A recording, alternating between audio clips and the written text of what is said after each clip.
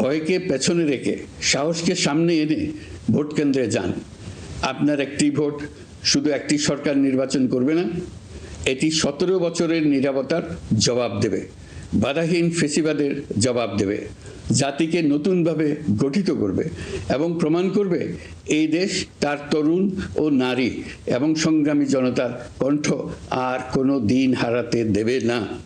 এবারের নির্বাচনে 51টি দল প্রতিদ্বন্দ্বিতা করছে, যা এ যাবৎকালের যে কোনো নির্বাচনের মধ্যে সর্বাধিক সংখ্যক রাজনৈতিক দলের অংশগ্রহণ।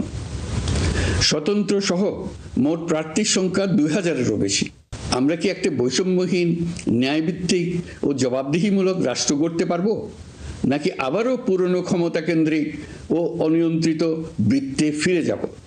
এই প্রশ্নের উত্তর দেবে গণভোট। আজ জুলাই গণঅভ্যুত্থানের মাধ্যমে ইতিহাসের গতিপথ বদলানোর সেই দিনটি এসেছে। বিশেষ করে আমাদের নারীরা মুক্তিযুদ্ধ থেকে শুরু করে বাংলাদেশের সবকটি গণ আন্দোলন, পরিবার থেকে রাষ্ট্র, সবখানেই শক্তি হয়ে দাঁড়িয়েছেন। নারীরাই ছিল জুলাই গণঅভ্যুত্থানের সম্মুখ সারির যোদ্ধা। নারীরাই এই দেশের অর্থনীতির অন্যতম চালিকা শক্তি।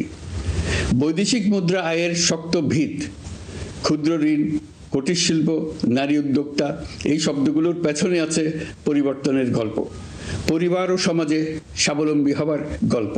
ভয়কে পেছনে রেখে সাহসকে সামনে এনে ভোট কেন্দ্রে যান। আপনার একটি ভোট শুধু একটি সরকার নির্বাচন করবে না, এটি 17 বছরের নিরাপত্তার জবাব দেবে, বাধাহীন ফেসিবাদের জবাব দেবে, জাতিকে নতুনভাবে গঠিত করবে এবং প্রমাণ করবে এই দেশ তার তরুণ ও নারী এবং সংগ্রামী জনতার কণ্ঠ আর কোনো দিন হারাতে দেবে না। নির্বাচন অবাধ, সুষ্ঠু, নিরপেক্ষ ও শান্তিপূর্ণ করতে সরকার সর্বোচ্চ প্রস্তুতি গ্রহণ করেছে। এবার রেকর্ড সংখ্যক আইন শৃঙ্খলা বাহিনীর সদস্য মোতায়েন করা হয়েছে। পাশাপাশি ম্যাজিস্ট্রেসি ক্ষমতা সম্পন্ন সশস্ত্র বাহিনীর সদস্যদেরও ব্যাপকভাবে দায়িত্বে রাখা হয়েছে, যাতে যে কোনো ধরনের বিশৃঙ্খলা বা সহিংসতা দ্রুত ও কঠোরভাবে প্রতিহত করা যায়।